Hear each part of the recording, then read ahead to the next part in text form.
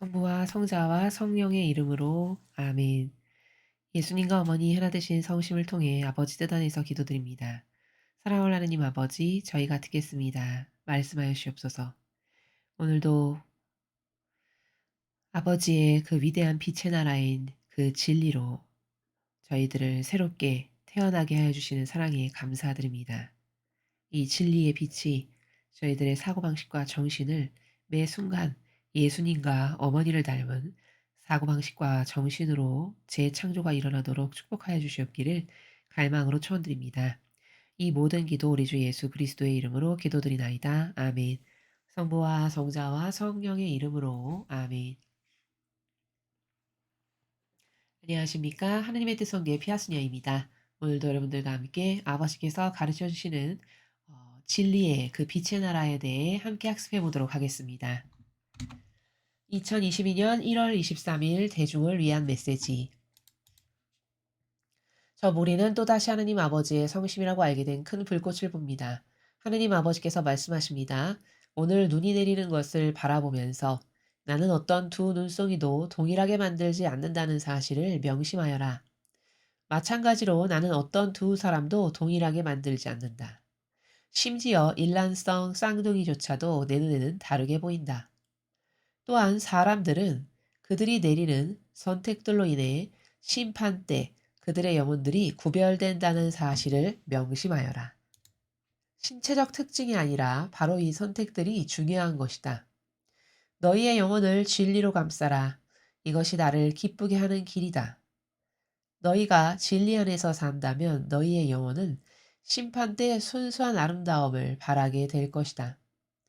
타협이 너희 마음속에 들어오지 못하게 하여라. 지옥은 진리보다 자신의 의견이 더 중요했던 영혼들로 가득 차 있다.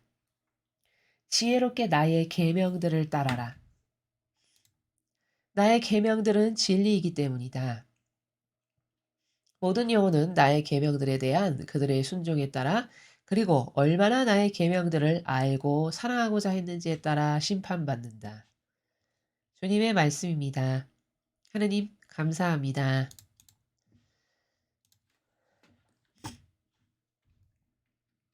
오늘 아버지께서 말씀하신 이 진리의 내용은 굉장히 중요합니다. 결론부터 말씀을 드리면.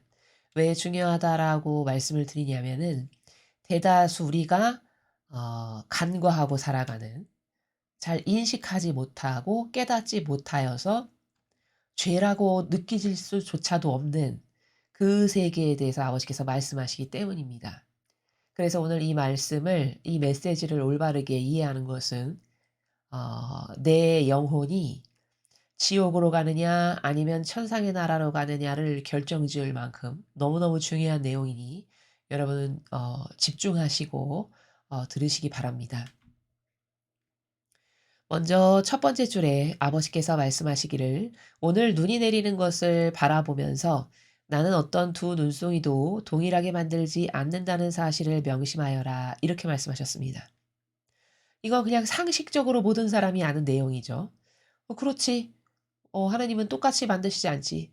그러면서 덧붙여서 이렇게 말씀하시죠. 마찬가지로 나는 어떤 두 사람도 동일하게 만들지 않는다. 심지어 일란성 쌍둥이조차도 내 눈에는 다르게 보인다. 그러니까 어 똑같은 것은 이 지구상에 지금 나라고 하는 존재와 똑같은 것은 이 지구상 어디에도 존재하지 않는다는 겁니다. 그렇기 때문에 하느님께서 특별히 영혼을 사랑하시는 이유는 물론 아버지의 자녀이고 사랑 가득한 아버지께서 만드셨기 때문이기도 하지만 나라는 영혼이 만약에 실패해서 지옥을 간다. 그러면 나와 똑같은 것은 두 번 다시 만들 수 없기 때문에 아버지 입장에서는 영원히 자식 하나를 잃어버리는 것과 똑같은. 그러면 이 자연법의 부모도 이런 속담이 있죠. "열 손가락 깨물어 안 아픈 손가락 없다." 이렇게 말씀하십니다, 어머니들께서. 그건 뭘까요? 아무리 남이 봤을 때 "저건 부족해. 모자라." 이렇게 말을 하는 그 부족한 자식조차도 아픈 손가락, 깨물어서 아프지 않은 손가락은 하나도 없다. 다 나에게는 귀하고 어 아련한 그 마음에 사랑이 있는 자녀들이라는 말이죠. 아버지는 더 하시겠죠. 왜? 직접 만드신 분이시니까. 그렇기 때문에 똑같은 것이 존재할 수 없기 때문에 내가 실패하면 영원한 아버지의 실패, 아버지가 만드신 피조물 중에 영원한 실패로 남는 그 영원한 패배에 너무 가슴 아파하시는 이런 것을 우리가 잘 이해하고 있어야 된다는 것이죠.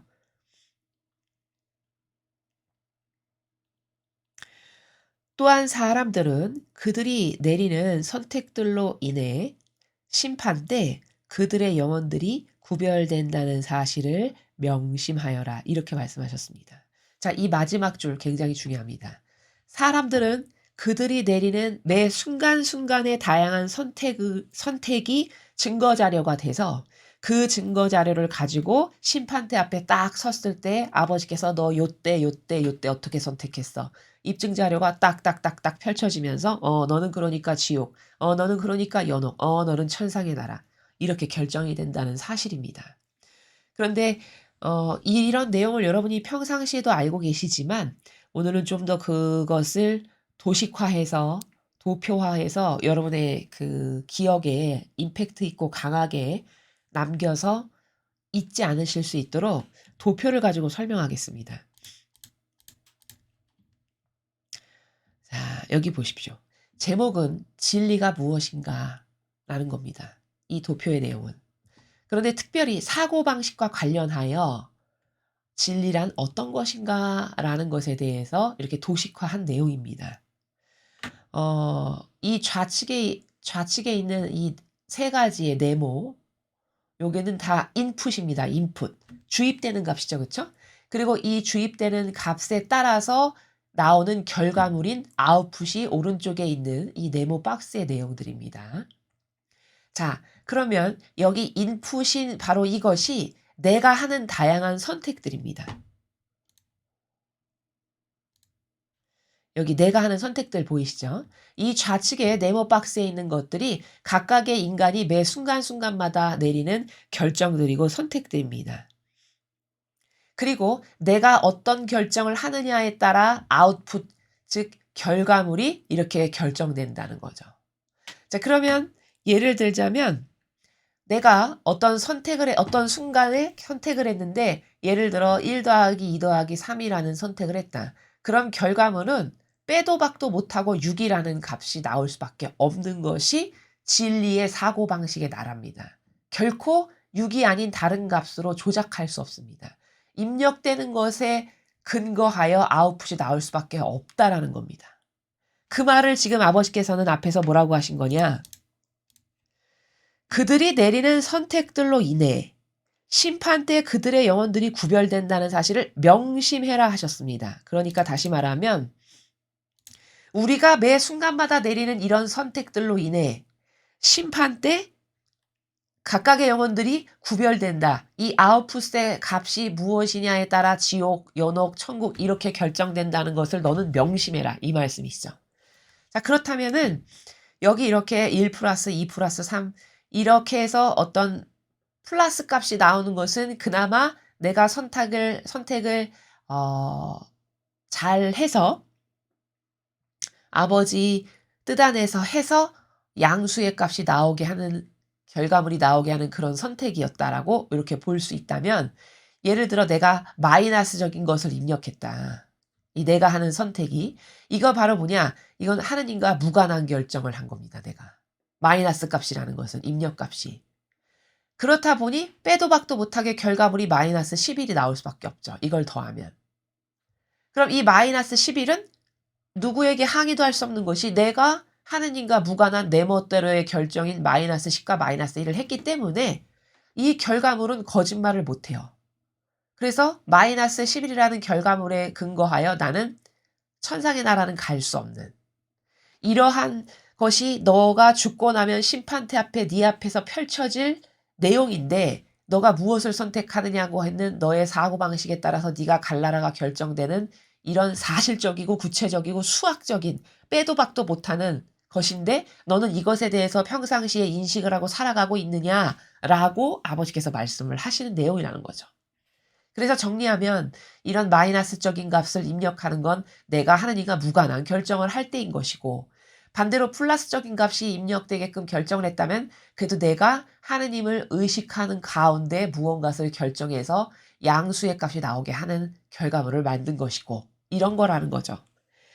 자, 그런데 문제는 내가 플러스 만을 넣었는데 내가 어떤 선택을 했냐? 플러스 만에 해당하는 값에 해당하는 선택을 했는데 무려 결과물이 1000억, 1000억이라고 하는 결과물이 나오게 하는 이런 케이스가 존재한다는 겁니다. 이 진리의 나라에서. 나의 사고방식의 나라에서. 어떻게 그런 게 가능할까? 진리는 속일 수 없고 과학과도 같이 정밀한 빼도 박도 못하는 나라라고 맨날 배웠는데 어떻게 내가 만을 넣었는데 1000억의 결과물이 나오게 할 수 있단 말이야. 이게 어떻게 가능해? 자, 이 마지막 케이스는 어떤 게 해당하는 거냐? 한 영혼이 만유의 하느님을 사랑하는 은총으로 매 순간 하는 결정들을 말하는 겁니다. 그러면 그 만밖에 안 되는 결정이지만 나의 마음과 정신이 오로지 하느님만을 위해서 이런 결정에 선택을 했다. 그러면 아버지께서는 그 결과물을 1000억으로 받으신다는 거죠. 자, 예를 들어 볼까요? 성경에서 다윗을 보죠. 다윗은 16살 어린 나이에 별 볼 일 없는 그냥 양치기였습니다. 그런데 그가 내리는 매 순간순간의 결정들이 다 하느님을 만유의 사랑하는 은총으로 플러스 만이라는 결정을 매 순간 했습니다. 어떠했냐? 골리앗을 무찌를 때도 그랬고요.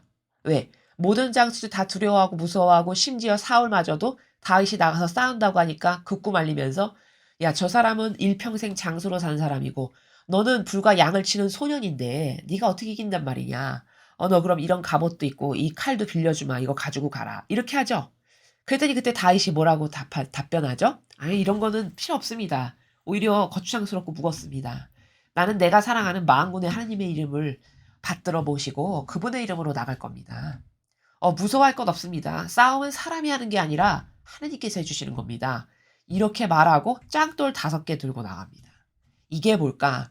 이런 선택, 다윗의 바로 이런 선택이 플러스 만, 즉 하느님을 만유에 사랑하는 그 충성스럽고 진실한 마음에서 한 선택이 결국은 그런 다윗의 선택을 아버지께서는 어떻게 1000억으로 갚아주시냐? 어떻게 1000억으로 받으시냐? 무려 한 나라의 왕이 되게 하십니다. 그렇죠. 바로 이게 그리고 그 엄청난 장수인 골리앗을 그 돌멩이 5개 돌팔매로 때려 눕혀서 죽이게 하는 이런 영광을 그 별 볼 일 없는 소년 다윗에게서 드러내시죠. 그게 바로 만의 선택을 했는데 결과물이 1000억이 되게 하시는 놀라운 아버지의 은총이다라는 거죠.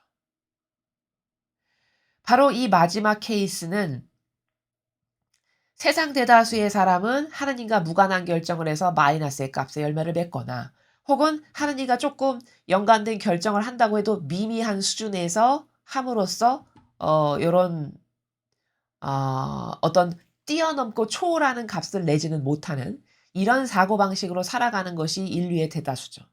그러나 성경에 등장하는 아버지께서 정말 사랑하셨던 수많은 예언자라든가 아버지께서 선택하신 일꾼이라든가 선견자라든가 이런 사람들을 보면 다 그 사람들이 인간적 눈으로 봤을 때는 별 볼 일 없는 다 플러스 만 정도의 것밖에는 되지 않는 이런 사람들이었는데 그들이 다 마음과 정신의 나라가 온통 만유의 하나님을 사랑하는 것밖에 없는 그래서 매 순간순간 아버지가 가장 중심이 되는 그 가치의 나라에서 선택을 했더니 그들이 막 왕이 되게 하시고 또 호랑이가 있는 곳에 집어 던졌는데 건져주시고 불가마 속에 집어 던져졌는데 살아남게 하시고 이런 엄청난 결과를 아버지께서 은총으로 주시더라는 거죠.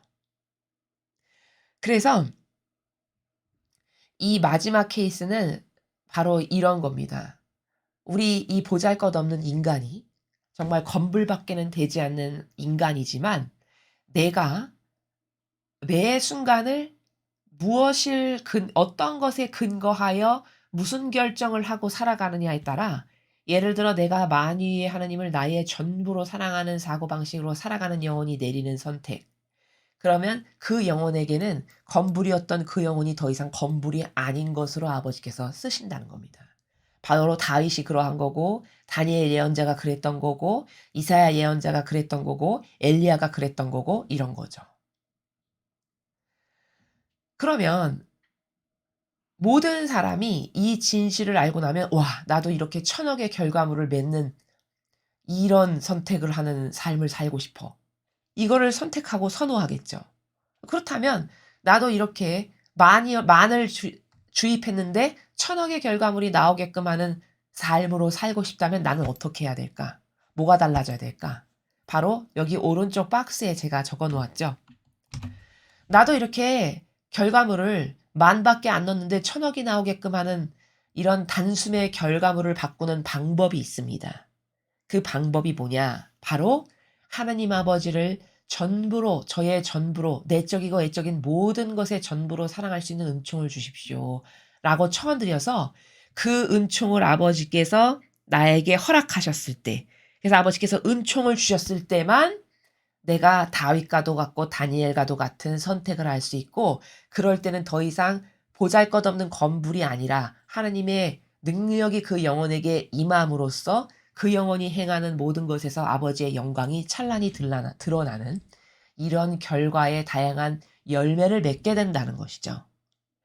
그래서 이 마지막 케이스는 할 수 있는 비법의 나라가 하나 있는데 그게 뭐냐면 하느님을 전부로 사랑할 수 있는 은총을 주세요라고 청원드려서 하느님을 만유에 사랑하는 실제적 사고방식을 내가 일상생활에서 행할 때 그럴 때만이 이 마지막 케이스와 같은 결과물을 매 순간순간 열매로 만들 수 있는 그런 내가 될 수 있다라는 겁니다. 그래서 오늘 아버지께서 말씀하시는 이 메시지의 내용의 전체를 요약 정리하면 바로 이 도표 하나로 여러분이 보실 수 있다는 거죠. 나는 과연 이렇게 세 가지 종류의 사고방식이 있는데 나는 일평생 어떤 사고방식을 하면서 인생을 살아갈 건가? 라는 것은 자신의 자유의지에 달린 것이죠. 자, 이렇게 요약 정리할 수 있습니다. 그래서 지금 표와 관련된 아버지께서 하신 말씀은 과연 뭐냐? 사람들은 그들이 내리는 선택들, 매 순간의 선택들로 인해 심판때에 그들의 영혼들이 구별된다. 어떤 사람은 플러스 6의 결과물을 내놔서 여기에 해당하는 천상의 나라에 갈 거고 어떤 사람은 마이너스 11의 결과물을 내놓음으로써 지옥에 가게 될 거고 어떤 사람은 플러스 1000억의 결과물을 내놓음으로써 천상의 나라 그것도 하느님 아버지 매우 가까운 곳에 가는 결과물을 맺는 이런 다양한 사고방식의 종류가 있는데 과연 인간은 어떤 사고방식 가운데 나는 어떤 사고방식 가운데 살아가는가라는 것을 스스로 검토해 봐야 된다라는 내용입니다.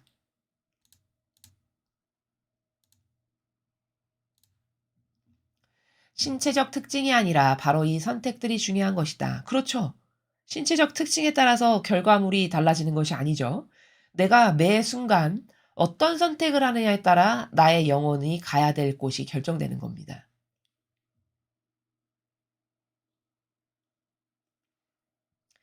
너희 영혼을 진리로 감싸라. 자, 우리들의 영혼을 매 순간마다 진리, 즉 진실, 정직한 것, 참된 것, 바른 것 이게 다 진리죠. 그 정신으로 너의 영혼을 매 순간 감싸라. 이것이 나를 기쁘게 하는 길이다. 너희가 진리 안에서 산다면 너희 영혼은 심판 때 순수한 아름다움을 바라게 될 것이다. 자, 우리가 이렇게 진리 안에서 산다면 즉 참된 것, 올바른 것, 정직한 것, 진실, 사실 이런 것만을 선택하는 매 순간순간의 선택이 그런 올바른 것만을 하는 진리 안에서 살아간다면 우리들의 영혼은 심판받을 때 죽고 나서 심판대 앞에 섰을 때 순수한 아름다움을 바라게 된다는 거죠. 왜 순수한 아름다움을 바라게 될까요? 그 영혼은 진리를 사랑했으니까. 즉 진리라는 것은 거짓을 타협을 안 했으니까. 이 세상이 이렇게 혼탁한 망상과 오해와 부작용으로 가득하고 전체주의 세력이 나라를 망가뜨릴 대로 망가뜨려도 아무런 국민이 저항을 하지 않고 반감을 갖지 않는 것은 모든 사람, 모든이라고 하기엔 좀 그렇겠죠. 대다수의 사람의 사고방식이 다 병들었기 때문입니다. 여러분, 정의가 들끓는 사람은, 정직을 좋아하는 사람은 정직하지 않은 것을 봤을 때 정의가 들끓어올 수밖에 없습니다. 바르지 않은 거, 참되지 않은 거, 잘못된 거, 신적 질서에서 어긋난 것, 이런 것을 보았을 때 그 정의가 들끓어올라서 이 정직하지 않은 것을 고발할 수밖에 없는 거죠. 그러나 유유상종이라는 말이 있죠. 내 사고방식이 저런 거짓을 봐도 전혀 반감이 안 들어. 그건 왜일까요? 나의 사고방식 역시 거짓과 타협으로 점철됐기 때문에 유유상종이니까 봐도 전혀 반감이 안 드는 거죠. 전혀 그것이 잘못됐다라고 하는, 이건 달라지지 않으면 안 되겠다라고 하는 어떤 자성과 개선의 양심 성찰은 나올 수가 없는 거죠. 그렇다면은 그것은 죽고 난 다음에 심판대 갔을 때 그런 상태의 영혼은 순수한 아름다움이 절대 발할 수 없습니다. 왜? 다 내가 좋아지는 것을 선택하면서 타협했고, 공정하지 않고 정직하지 않고 양심 바르지 않고 정의롭지 않은데도 반감을 전혀 안 들 만큼 그렇게 타협과 사욕과 욕망에 지배당하고 살았는데 어떻게 그런 영혼이 죽고 난 다음에 순수한 아름다움을 바라게 되겠습니까? 그러니까 이렇게 진리 안에서 살아가는 영혼은 죽고 나면 심판대 앞에서 그 영혼에게서 빛이 발하는데 순수한 아름다움의 빛이 나온다는 거예요. 바로 이것은 그가 일평생 살아가면서 거짓과 타협하거나 동조하지 않고 정직했고 올바른 것을 행하려고 늘 선택할 때 나에게 손해가 가도 올바른 것을 선택했고 이랬기 때문에 그 영혼에게서는 순수한 아름다움이 발한다는 거죠. 타협이 너희 마음속에 들어오지 못하게 하여라. 자, 타협.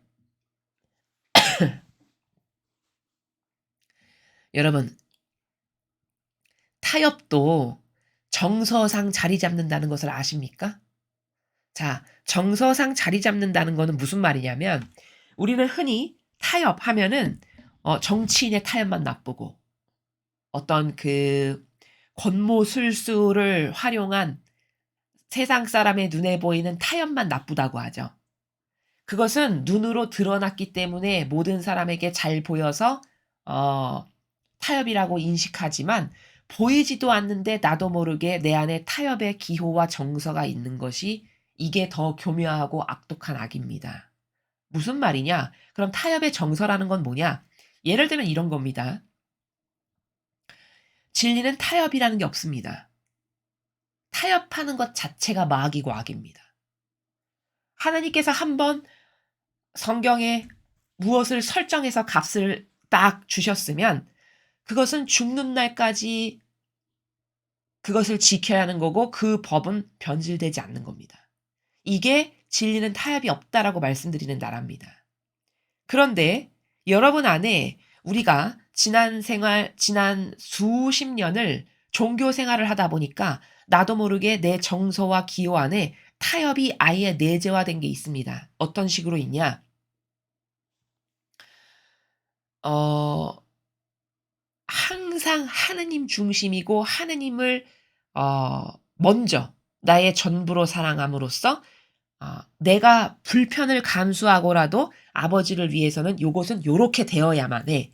이것이 진리의 정신이거든요. 근데 이교도의 정서는 어떤 게 있냐면 요것은 반드시 요렇게 되어야만 해가 아버지께서 주신 설정값인데 시대가 변했으니까 그러면 신자들이 불편하시니까 이렇게 해서 그것을 조금씩 구부리고 변질시킵니다. 예를 들면 과거 장개틀이 다 있었습니다. 성당에. 그런데 언제부턴가 장개틀이 사라졌어요. 근데 그 사라지게 한 명분이 뭐였냐? 이제 이렇게 장개틀로 맨날 구부렸다 일어났다 앉았다 구부렸다 이러면 너무 신자들이 힘드시고 노인은 더더욱 힘드시고 이러한 명분을 싹 내밀면서 장개틀을 없앱니다. 그러면 병든 우리의 정서와 기업, 타협이 여기 타협이라는 단어 보이시죠? 타협이 익숙한 병든 기호와 정서에 쩌들어서 살면 우리가 그걸 어떻게 받아들이냐? 마치 사랑이 많고 배려가 많으시고 그래 시대가 변하면 이런 것도 좀 달라지고 배려가 돼야지. 마치 타당하고 옳은 것처럼 받아들이게 됩니다. 이게 뭘까? 이게 타협이라고 하는 그 마귀적 수단을 통해서 진리의 이 고든이기를 다 구부러뜨리는 겁니다. 또 예전에는 어 예배를 드릴 때 그 십자고상이 벽에 이렇게 있고 성전에 가면은 제단이 있고 사제는 제단을 보고 신자들에게 등을 돌리고 예배를 했습니다. 그랬죠. 근데 어 2차 바티칸 공의회를 통해서 어떻게 바뀌었냐면 인제 사제가 신자들에게 뒷모습만 보이고 등을 보이고 예배를 하면 너무 권위적이고 점점 세상은 바뀌어가고 민주적인데 뭔가 신자들과 소통하는 것 같지 않고 요러한 명분을 대면서 위치를 바꿨죠. 그래서 십자가를 보고 섰던 것이 이제 사제가 등을 돌리고 십자가에 등을 돌리고 신자들을 바라보면서 예배를 하는 이런 형식으로 바꿨습니다. 그런데 그 명분이 딱 그럴듯하게 들리죠. 마치 너무 민주적인 것 같고 신자들을 배려하는 것 같고 사랑이 넘치는 것 같고. 그러나 이건 역시도 뭘까요? 타협입니다.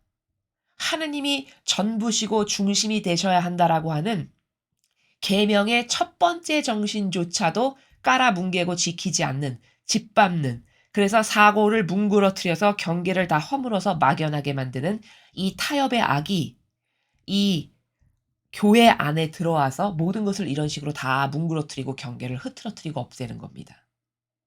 근데 그런 것에 젖어 우리가 살다 보니 그러한 타협이 아예 나에게 내재화가 되고 정서상 자리 잡고 있는 것이 나도 모르게 많다는 거죠. 그래서 하느님을 중심으로 무조건 아버지가 원하시는 게 무엇일까? 하느님이 어떤 걸 기쁘시게 받는 걸까? 해서 그 중심으로 모든 전례고 양식이고 이런 것은 다 아버지 중심으로 세워져야 되는 것이 이게 맞는 거거든요. 그게 계명의 1번의 정신이죠. 그쵸? 왜? 첫 번째 계명이 하느님을 전부로 사랑하라가 1계명이잖아요.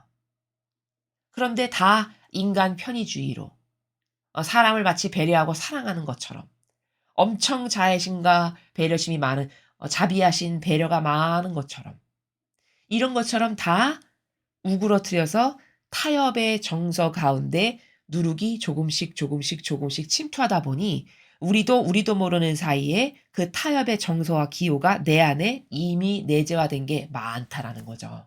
바로 그것을 아시고 아버지께서 타협이 너희 마음속에 들어오지 못하게 해라 이렇게 말씀하시는 겁니다. 그다음 제가 빨간색으로 표시한 이 문장 오늘 전체 메시지에서 가장 중요한 하이라이트입니다. 제가 앞에 서두에서 오늘 이 메시지는 굉장히 중요합니다. 내가 지옥에 갈 건가 천상에 갈 건가를 결정하는 중요한 말씀을 하셨습니다. 이렇게 말씀드렸죠. 바로 그게 이 빨간 줄로 제가 지금 표시한 요 문장 때문입니다. 자, 같이 보시면요. 지옥은 진리보다 자신의 의견이 더 중요했던 영혼들로 가득 차 있다. 이렇게 말씀하셨습니다. 자, 여기 자신의 의견이 가장 중요한 단어입니다. 진리가 가장 우선시 돼야 되는데 그래서 아버지께서 설정하신 그 값에 타협이 없이 나는 죽어도 그 설정값, 그 질서만을 지킬 겁니다. 이게 진리의 정신인데 그것보다 내 의견, 내 선, 내 기준, 내 가치, 내 정서가 요즘 사람들은 더 중요하죠. 그래서 신앙마저도 내 의견과 기호와 정서에 따라서 왔다 갔다 합니다. 내가 그 기호에 따라서 선택을 하고 내가 내 정서에 따라서 여기는 좋고 저기는 별로고 이렇게 선택을 합니다. 근데 무서운 건 그렇게 자신의 의견을 진리보다 우선시해서 따랐죠. 그러면 지옥 간다라고 말씀하신 거예요. 그런 영혼들로 가득 차 있다라고 말씀하십니다. 이해가 되십니까? 그래서 바로 이 자신의 의견이라는 거는 성경에 근거하지 않은 어떤 가설 있죠. 인간의 그 자연법의 지식이 만들어내는 다양한 재해석들, 가설들, 그리고 이유를 붙여서 되는, 예를 들면 장개틀을 없앤다. 그럼 이유를 붙이는 거죠. 아, 이제는 연로하셔서 노인분들이 많으시니까 힘드시니까. 아이, 그렇게 앉았다 일어났다 무릎 꿇었다 이러면 신자들이 불편해서 떠나가니까. 이렇게 이유를 갖다 붙이는 거죠. 그리고서는 아버지가 만드신 아름다운 질서, 아버지를 공경하고 사랑하기 때문에 이렇게 만들었던 다양한 질서를 다 파괴하는 겁니다. 바로 이게 뭐냐? 이게 자신의 의견입니다. 그런데 이런 자신의 의견을 하느님의 뜻, 진리보다 더 우선시 여기고 그것에 근거해서 뭐를 선택하고 따르죠? 그럼 그런 사람은 다 어디 간다는 말씀이죠? 지옥 간다라고 말씀하신 겁니다, 오늘. 이래서 이 메시지가 엄청 중요하다라고 여러분에게 서두에 말씀드린 거죠. 왜? 오늘날 거의 90% 이상의 사람들은 이것에 속아서 지옥을 가는 겁니다. 자기 뜻, 자기 선, 자기 기준, 자기 기호, 자기 정서. 그게 말로는 하느님을 사랑합니다 하지만 실제로 하느님을 사랑해서 내 뜻을 접고 내 기호나 정서를 포기하고 불편을 감수하고서라도 그 진리를 따르고자 하는 사람은 극소수에 불과하죠. 그러면 이 나머지 모든 사람은 다 어디 간다는 거죠? 지옥 간다라고 말씀하신 겁니다. 무서운 말씀이죠. 그래서 여러분 이 문장에 근거하면은 이 종교 생활을 하실 때 여러분들께서 이런 말씀 성당에서 굉장히 많이 들어보셨죠? 아니, 진리는 보는 사람마다 다 다른 거예요. 이 말 굉장히 많이 들어보셨을 겁니다. 저도 이 이야기를 굉장히 많이 들었습니다. 아, 진리는 사람마다 다 와닿는 게 다르고 보는 게 다른 거지. 이렇게 이야기하죠. 이렇게 가르칩니다. 자, 그 말이 과연 맞냐? 그 논지가 완전히 마귀의 사고방식임을 오늘 이 빨간 줄로 말씀하신 아버지께서 말씀하신 내용을 통해서 입증이 되는 거죠. 왜? 진리는 보는 사람마다 다르다는 건 다 자신의 의견으로 봐라 이거 아닙니까? 그렇죠? 어떤 사람은 이렇게 볼 수도 있고 저 사람은 이렇게 볼 수도 있고 이 사람은 이렇게도 볼 수 있고 이런 말이죠. 그렇죠? 진리는 보는 사람마다 다르다는 것이. 그럼 그게 뭘까요? 자신의 의견, 네 의견으로 A는 이렇게 볼 수 있고 B라는 사람은 또 이렇게도 볼 수 있고 C라는 사람은 저렇게도 볼 수 있고. 그럼 너의 의견으로 봐라 이 말이잖아요. 그럼 그렇게 인간의 자신의 의견으로 하나님의 뜻, 진리보다 더 우선시한 건 다 지옥 간다라고 여기 이렇게 말씀하셨는데 교회는 뭘 방종한 겁니까? 지옥 가라고 방종한 겁니다. 아니 오히려 지옥 가는 사고방식을 가르친 거죠. 그렇죠. 진리는 보는 사람마다 다 다른 거예요. 이게 바로 오늘 아버지께서 말씀하신 이 문장에 근거하면 마귀적 사고방식이다라는 겁니다. 이해가 되실 줄로 믿습니다. 지혜롭게 나의 계명들을 따라라. 자, 그러니까 너희들은 이렇게 자신의 의견에 속아서 맨날 자신의 의견을 따르다가 마귀에게 속아서 지옥 가지 말고 절대 타협하지 않는 진리만을 따라라. 근데 그 진리를 주신 아버지께서 기본이라고 해서 진리를 주신 게 계명이죠. 그렇죠? 그러니까 너는 지혜롭게 네 의견 따라서 살다가 지옥 가지 말고 나의 계명을 따라라 이렇게 말씀하십니다. 즉 이 마지막 문장은요. 너는 지금 내가 이야기하는 나라를 똑바로 이해하고 올바르게 알아듣고 똑바로 선택해라 이런 말씀을 하시는 겁니다. 나의 계명들은 진리이기 때문이다. 그렇죠. 아버지가 이것은 지키고 살아라 라고 주신 법입니다. 법. 그쵸? 그 법이 계명이고 이꼬르 그게 진리입니다. 그러니까 이 진리를 따르고 살아라. 너의 의견, 너의 뜻, 너의 선, 너의 기준 따르지 말고. 왜? 그럼 너는 지옥 간다. 이렇게 오늘은 노골적이고 직접적으로 말씀하셨어요. 그래서 이 진리는 정직과 진실만이 있는 나라죠. 모든 영혼은 나의 계명들에 대한 그들의 순종에 따라 그리고 얼마나 나의 계명들을 알고 사랑하고자 했는지에 따라 심판을 받을 거다. 왜? 계명이 진리니까요. 그렇죠?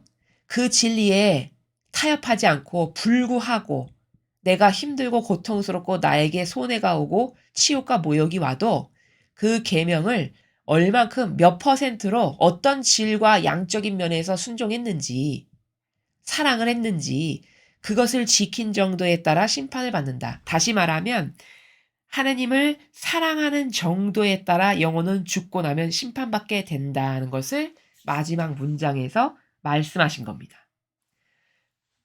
그래서 오늘 전체 메시지를 요약 정리한 이 표를 다시 한번 마지막으로 어 정리를 하면, 인간은 사고방식이 어떠하느냐에 따라 하느님의 근거한 것을 선택하는 사고방식을 하기도 하고, 하느님과 전혀 상관없는 무관한, 오히려 내 뜻, 내 기호, 내 선, 내 정서, 그것에 따라서 매 순간마다 선택을 하는, 그럼 다 마이너스만 선택한다는 거죠.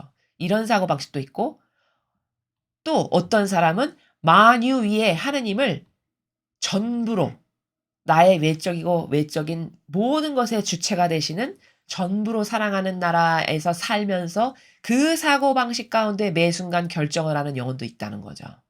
그러면 그 각각의 결정에 따라 결과물, 아웃풋은 이렇게 다 다르게 될 건데, 가장 양질의 탁월한 천상의 나라에서 아버지 가까운 곳에 가기에 합당한 사람은 이 마지막 사람이라는 거죠. 이 마지막.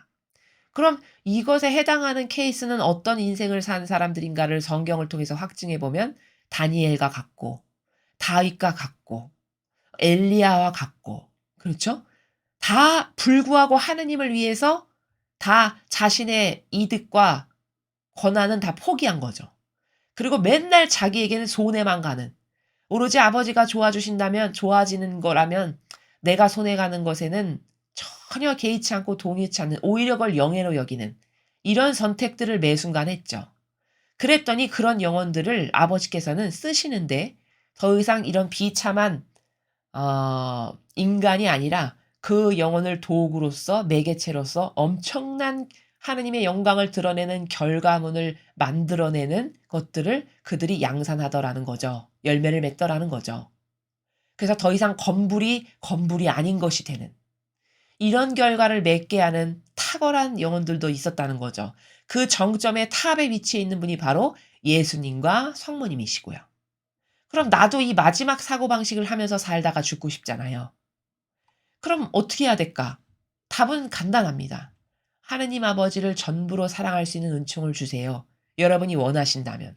이걸 매 순간 예수님과 어머니께 아버지 뜻 안에서 청원을 드리고, 아버지께서 그 청원이 합당하고 그것을 갈망하는 어떤 희생과 고통을 사랑하는 정신이라든가 반향을 보시고, 그 반향이 올바르다 하면 그때 은총을 부어주시는 거죠. 그러면 다윗처럼 반향할 수 있고 다니엘처럼 반향할 수 있는, 마지막 선택을 하는 영혼처럼 살아갈 수 있다라는 것이 오늘 아버지께서 주신 전체 메시지를 요약 정리한 내용입니다.